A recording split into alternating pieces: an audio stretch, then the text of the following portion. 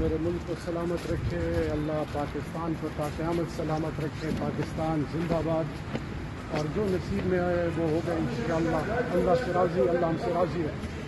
इमरान खान की गिरफ्तारी का सुन के आपको कैसा महसूस हुआ था पहले टाइम?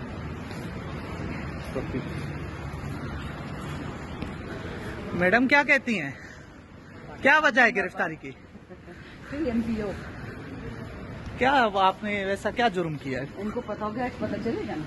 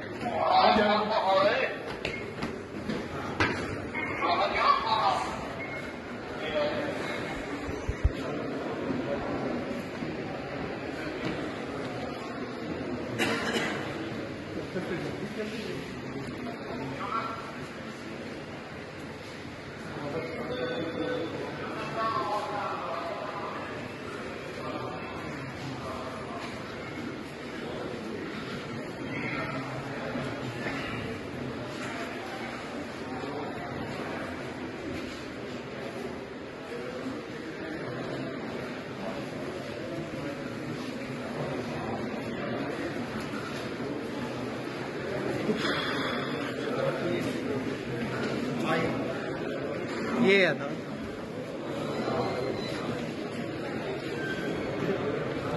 वापस